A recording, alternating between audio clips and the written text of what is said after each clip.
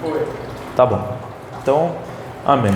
Pessoal, é o seguinte, vou comer um pouco do horário da nossa escola bíblica, mas eu queria dar um recado para os irmãos, que é o seguinte.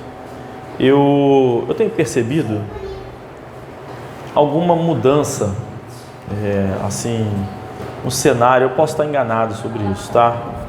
Mas eu sinto que o assunto, quando se trata de questões espirituais, ele está cada vez mais imerso na nossa sociedade. Eu não sei se vocês têm percebido isso, né? Eu vou dar um exemplo. Há uns anos atrás eu conheci o Jordan Peterson, né? Eu ouvi falar dele e tal. E aí comprei o livro e tal, e eu ouvia ele falando. Vocês conhecem o Jordan Peterson? Não. Então, eu gostava, assim, gosto dele, acho que ele fala coisas interessantes e tal. E ele fala uma coisa, ele não era cristão, agora diz ele que é cristão, mas quando ele era perguntado, ele falava assim, você acredita em Deus e tal, acredita em Jesus? Ele dizia assim, eu ajo como se Jesus existisse. E isso foi muito bem, assim, aceito nas igrejas, né? Muito bacana, porque ele, assim, como é um doutor, professor universitário e tal, ele trazia um outro simbolismo psicológico, né, dentro da área dele lá, sobre as coisas, né, sobre a Bíblia. Ele argumenta muito bem que a Bíblia é o livro sobre todos os livros, onde todos os livros se originam, são descendentes dela. Ele fala muitas coisas interessantes, e ele flutuava, vamos dizer assim, no meio entre ateus, trazendo essa mensagem dele, assim, né?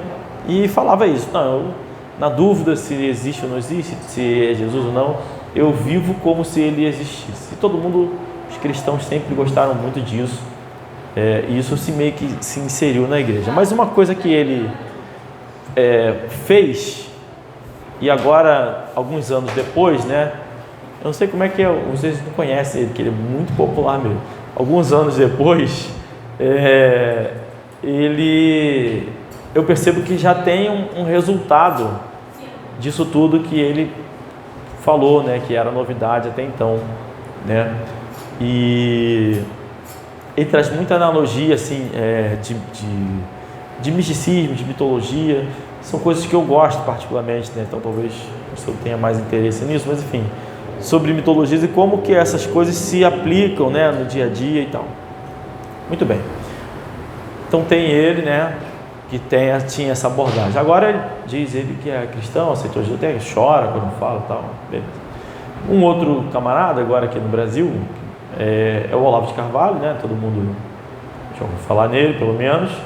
E ele tem tinha algumas ideias um pouco parecidas, né? Ele falava muito de arquétipos e coisas nesse sentido, e também trazia muita, isso desde 2014 ali e tal, muita visão mística sobre eventos, né? Falava um pouco sobre ele, astrólogo, né, e tal, tinha essa visão, misturava um pouco de mitologia, um pouco de misticismo católico, um pouco de tudo quando falava, né? E, enfim, mas na ocasião, na época, os grandes pensadores eram todos ateus, vamos dizer assim, né? Tanto no Brasil quanto fora, né? Os filósofos que eram vistos eram ateus, lá fora também era todo mundo ateu, né? O Sam Harris, Yuval Noah Harari, não sei falar o nome, eram caras muito famosos que eram ateus, não acreditavam em nada. E aí, esses indivíduos acabavam, por não sendo ateus, né, por não serem ateus, eles eram os caras que eram chamados para debater ou que contra-argumentavam contra os ateus nesse campo, né, nesse campo de ideias e tal. O que eu percebo que aconteceu? Uma mudança agora, hoje em dia, né? Uma mudança do paradigma do que é ser ateu. Hoje, eu percebo que o discurso está mudando dramaticamente. Pode ser ainda incipiente, pode ser só uma impressão minha, mas eu percebo que sim.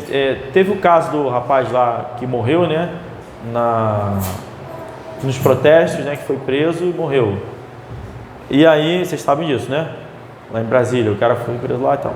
Aí eu vi um cidadão trazendo toda uma análise, e o cara é psicólogo, não sei o que lá e tal, aí trouxe toda uma análise sobre a morte dele, como isso tem a ver com mitologia, e como isso pode ser um precurso do caos e tal. Enfim, o que eu estou querendo dizer com isso? Que os que são ditos ateus estão cada vez mais adotando esse discurso, vamos dizer assim, o que seria mitológico e místico está virando acadêmico, entendeu? Está virando um acadêmico, como se faz parte da ciência agora. E uma forma de você... Eu posso estar errado sobre isso, é a minha impressão, tá? É como se você... Pode falar. Dentro da psicologia, por exemplo, a Lodge, americano, se diz muito científico, né, no estudo deles, ele faz pesquisas na área. Mas ele, no final da vida, se escreve um livro sobre jeito de ser. Um dos exemplos da psicologia, porque existem inúmeros que acontecem isso. Que ele fala de espiritismo, por exemplo. De Freud, tem o Jung, que é seguidor de Freud, e o que ele faz com que ele se separe é que Freud fica com a ciência empírica, entre aspas, né? E Jung vai para a parte também espiritual. Então, você está citando 3 caras, então, né? Carl Roger, sei lá, Jung e o Freud, né? Mas o Freud não vai para a parte espiritual, ele fica na parte de todos eles falam, tem alguma coisa para... Então, o mais materialista seria Freud, seria isso? O Carl Roger é americano, então ele vem em cima forte sobre a ideia de pesquisa e...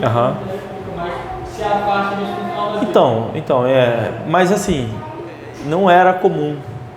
As pessoas comuns, tudo bem, da psicologia pode até ser, mas as pessoas comuns, não sei se é porque hoje em dia a psicologia em si virou um negócio monumental, todo mundo está fazendo tratamento, psicologia, está ouvindo um monte de psicólogo falando um monte de coisa, e isso de alguma maneira influencia a sociedade, eu não sei.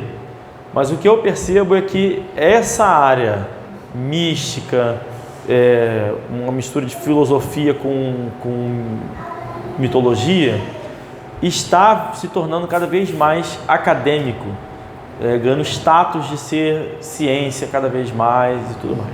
A Laura morreu em 87, né? 87. Ele morreu agora. E o Jung também mais recente. Mas o que eu estou dizendo é que isso talvez fosse mais restrito à sua área. Agora. Tá. O JP é psiquiatra, né? Psicólogo, sei lá. Psicanalista, enfim. Ele é alguma coisa dessa área aí. Mas ele é recente, está vivo, né? O JP, você fala ainda sobre isso. Só que agora está se tornando uma coisa, assim, na minha percepção, ampla para toda a sociedade. Está todo mundo meio que navegando nessas coisas aí. O que fala muito e tem muito a ver com tudo que é coisa de tarô, de misticismo, de espiritismo, de tudo que é espiritualidade assim, esotérica. Está tudo muito ligado. E aí eu percebo, assim, eu vejo que talvez possa estar acontecendo, como eu disse, eu estou frisando, eu posso estar totalmente enganado, tá? Possa estar acontecendo aí uma mudança, realmente nós estamos vivendo um período de mudança. Porque na verdade chega um ponto que o ateísmo em si, ele não tem como se sustentar. Por quê? Porque assim, pensando biblicamente, chega um ponto na história onde ninguém mais vai ser ateu. Não tem como, porque as pessoas vão se relacionar com o sobrenatural de forma muito maior, cada vez maior.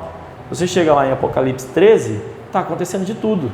Sinais, maravilhas, o diabo está ali atuando livremente. Então não vai ter como alguém dizer assim, não existe, só existe o mundo material, não existe um mundo espiritual. Isso vai ser uma coisa impossível, porque as pessoas vão estar vendo o sobrenatural. Você tem lá as duas testemunhas de Apocalipse, eles estão fazendo um monte de coisa, né? Fogo caindo do céu, um monte de coisa, que são coisas milagrosas. Então as pessoas não vai haver mais ateu, na minha visão, tá? porque não vai ter como sustentar a ideia de que só existe mundo material. Até o cara que busca explicações para os milagres na Bíblia, por exemplo, Deus abriu o mar vermelho. Aí ele fala assim, não, Deus abriu o mar vermelho, foi um vento. O vento que abriu, um vento poderoso que abriu. Vamos supor que isso seja correto. Vamos supor que alguém estudou e identificou como que o mar foi aberto ao ponto de atravessar e que isso seja correto. Vamos supor que Deus tenha feito isso, trouxe um vento muito forte, aí o cara diz lá, não, tem um furacão que teve lá, que ficou registrado, não sei o que, um terremoto lá em sei lá quanto, e aí deve ter causado uma ventania. Eu sei que a Bíblia diz isso, né? Mas eu estou dizendo assim, que ele tem uma explicação científica para esse vento. Isso que eu estou dizendo, tem uma explicação científica, um evento meteorológico conhecido, que hoje é facilmente mapeado, vamos supor assim, por mais esdrúxulo que seja, porque eu já vi algo semelhante, negócio de vulcão, o pessoal fala um monte de coisa. Tem uma explicação. Então vamos supor que isso seja correto.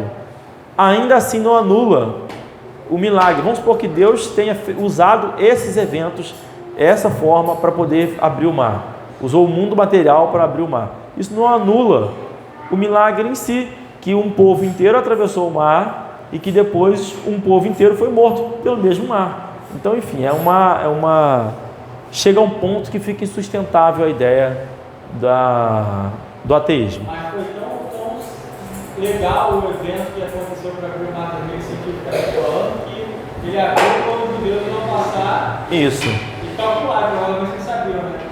Cientificamente sabiam também. E fechou com os egípcios. Então, isso que eu estou dizendo, ainda que seja que a pessoa consiga uma explicação, ainda que essa explicação seja correta, não anula o milagre, porque o evento em si é a libertação do povo, não é a abertura do mar. Deus abriu, o povo passou, e depois os egípcios foram atrás e foram mortos, não muda nada como foi feito.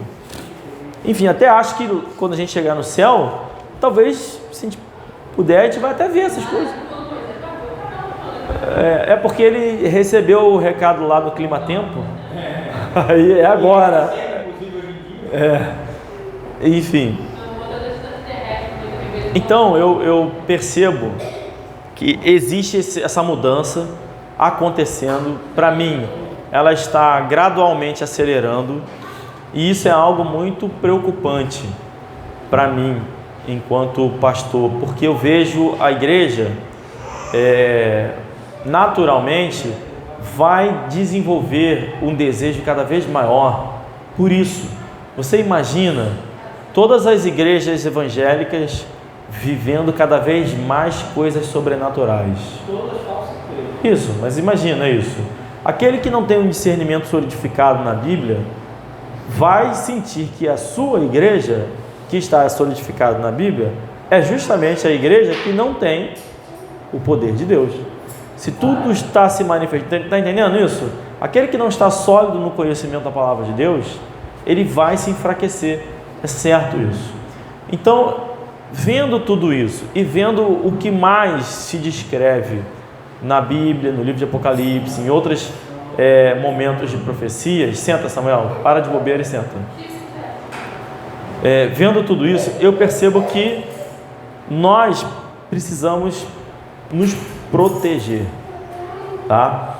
Espiritualmente falando, eu acredito que a nossa igreja, modéstia à parte, faz um excelente trabalho nisso, porque a gente luta pela palavra de Deus, mas em outros aspectos eu confesso que tenho dificuldade, e aí eu vou pedir a ajuda dos irmãos para me ajudar a pensar sobre isso, tá?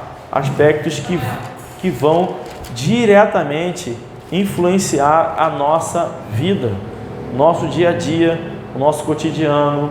E tem coisas que a Bíblia fala que a gente tem que estar atento, como por exemplo, fugir quando for necessário, né? Como ficar atento aos movimentos do governo, que eu vou falar sobre isso. Eu vou desligar o vídeo, porque isso vai ser algo que eu vou falar só para nós aqui, para a gente ficar atento, mas enfim, fala sobre isso. Então a gente tem que estar atento. Eu vou dar alguns exemplos de igrejas batistas há pouco tempo atrás, como que as igrejas batistas protegeram os seus membros recentemente tendo a noção do que estava acontecendo e tomando atitudes prévias para proteger a sua igreja.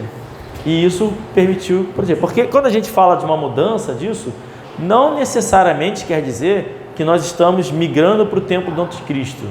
Nós estamos sempre migrando para o tempo do anticristo desde a vinda de Cristo, sempre caminhando para lá. Mas a vida cristã tem altos e baixos. Então a gente pode passar por um momento agora e depois pode isso passar. Então, de qualquer maneira, a gente tem que estar preparado para se proteger. Então, eu vou abordar um pouco sobre isso agora. Eu vou desligar ali, vou falar coisas mais pragmáticas, que eu não quero deixar isso na internet. E depois a gente entra no livro de Obadias, tá bom? Confirma. Oh, tô com Obadias na cabeça. De Jó. Vê se desligou aí. Não. E agora? E agora?